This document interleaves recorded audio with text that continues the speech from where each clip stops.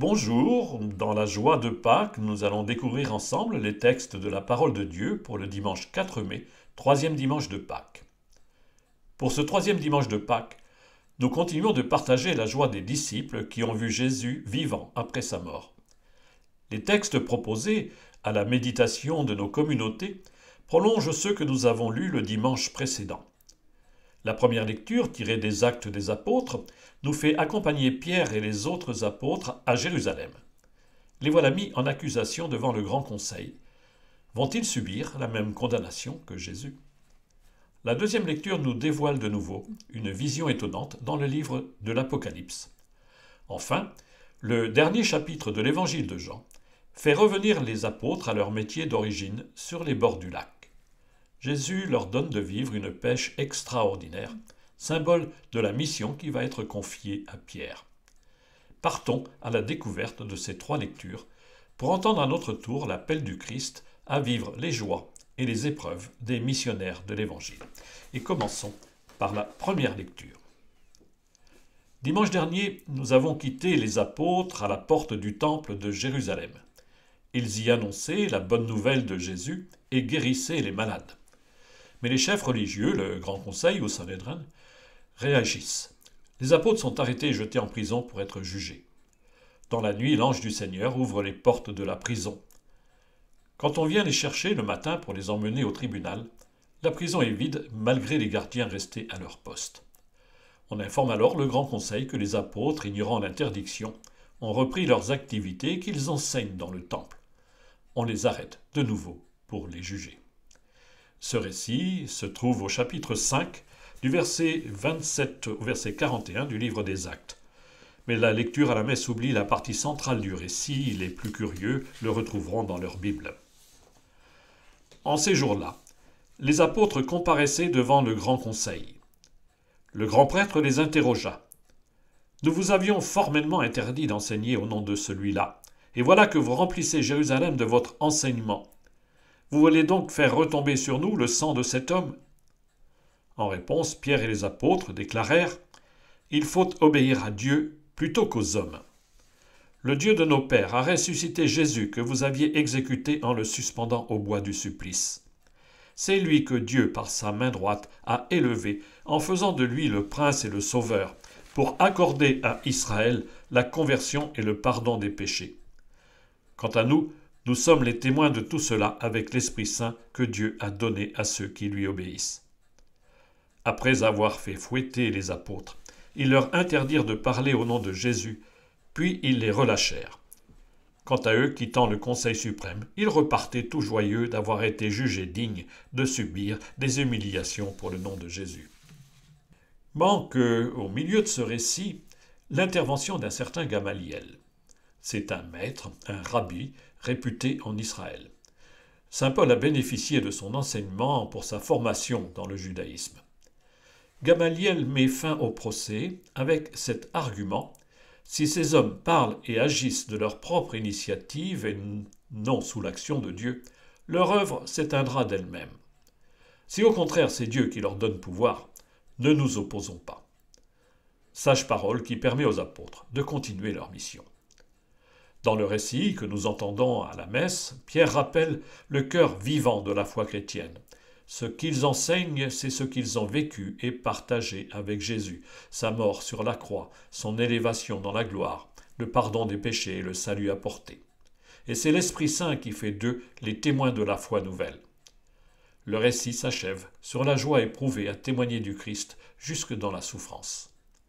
Les témoins de Jésus ne doivent pas s'étonner de devoir vivre la 10e béatitude énoncée par Jésus dans l'évangile de Matthieu. « Heureux êtes-vous si l'on vous insulte, si l'on vous persécute, réjouissez-vous, soyez dans l'allégresse. » Et découvrons maintenant la deuxième lecture.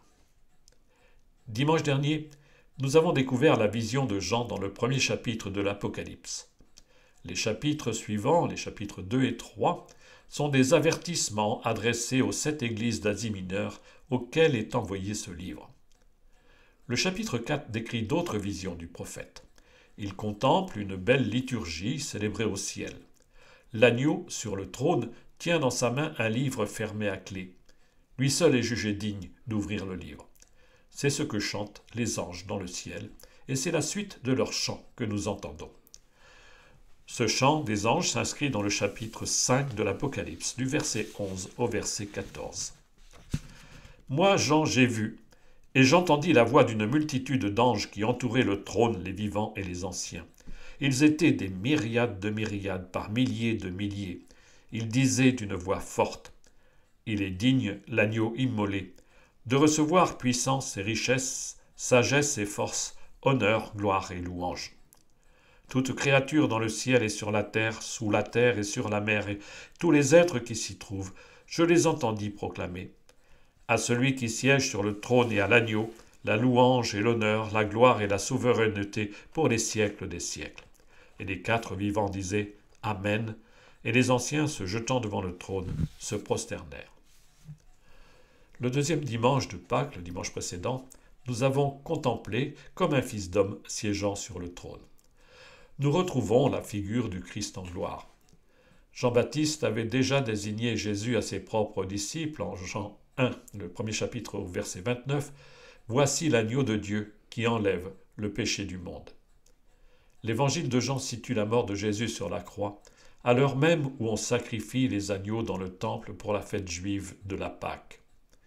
Le Christ est bien pour nous dans la foi, l'agneau immolé, qui reçoit de son Père la gloire céleste. Notre liturgie sur terre est invisiblement, mais réellement, reliée à la liturgie des anges et des saints, et avec eux, nous chantons la louange de l'agneau. Écoutons maintenant ce que nous propose l'évangile de ce dimanche. Dimanche dernier, nous avions achevé la lecture de l'évangile de Jean et sa conclusion à la fin du chapitre 20. Et voilà que nous lisons une suite avec le chapitre 21 proposé à notre méditation. Un disciple de Jean, proche de lui, a sans doute rajouté plus tardivement ce chapitre qui raconte après Pâques la pêche miraculeuse et l'envoi en mission de Pierre.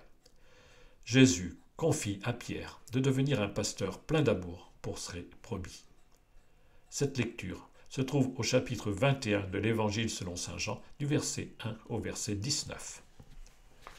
En ce temps-là, Jésus se manifesta encore aux disciples sur le bord de la mer de Tibériade, et voici comment. Il y avait ensemble Simon-Pierre avec Thomas appelé Didyme, c'est-à-dire jumeaux, Nathanaël de Cana de Galilée, les fils de Zébédée, deux autres de ses disciples. Simon-Pierre leur dit « Je m'en vais à la pêche. » Ils lui répondent « Nous aussi, nous allons avec toi. » Ils partirent et montèrent dans la barque. Or, cette nuit-là, ils ne prirent rien. Au lever du jour, Jésus se tenait sur le rivage, mais les disciples ne savaient pas que c'était lui. Jésus leur dit « Les enfants, auriez-vous quelque chose à manger ?»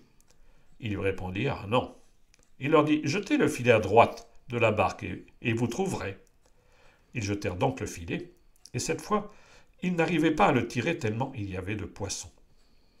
Alors le disciple que Jésus aimait dit à Pierre « C'est le Seigneur. » Quand Simon-Pierre entendit que c'était le Seigneur, il passa un vêtement, car il n'avait rien sur lui, et il se jeta à l'eau. Les autres disciples arrivèrent en barque, traînant le filet plein de poissons. La terre n'était qu'à 100 de mètres. Une fois descendus à terre, ils aperçoivent disposé là un feu de braise avec du poisson posé dessus, et du pain. Jésus leur dit « Apportez donc de ces poissons que vous venez de prendre. » Simon-Pierre remonta et tira jusqu'à terre le filet plein de gros poissons. Il y en avait 153. Et malgré cette quantité, le filet ne s'était pas déchiré. Jésus leur dit alors « Venez manger. » Aucun des disciples n'osait lui demander « Qui es-tu » Il savait que c'était le Seigneur. Jésus s'approche, il prend le pain et le leur donne, et de même pour le poisson. C'était la 3e fois que Jésus, ressuscité d'entre les morts, se manifestait à ses disciples.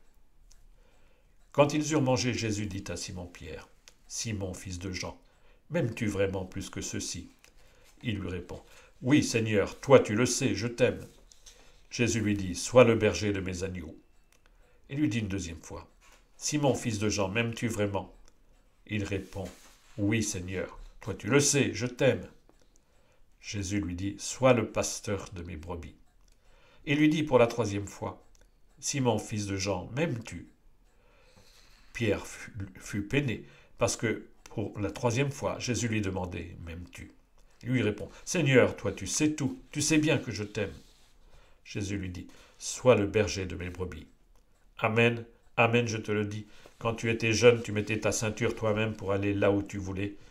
Quand tu seras vieux, tu étendras les mains et c'est un autre qui te mettra la ceinture pour t'emmener là où tu ne voudrais pas aller. Jésus disait cela pour signifier par quel genre de mort Pierre rendrait gloire à Dieu. Sur ces mots, il lui dit « Suis-moi ».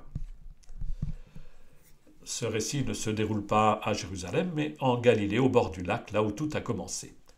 Étrange composition du récit où, après avoir raconté la joie immense des disciples qui ont vu Jésus vivant à Jérusalem et avoir reçu l'Esprit Saint pour partir en mission, les voilà de retour au point de départ. Ils ont repris leur activité de pêcheurs. Et surtout, ils sont dans la nuit, comme si la lumière de Pâques ne s'était pas encore allumée dans le cœur des disciples.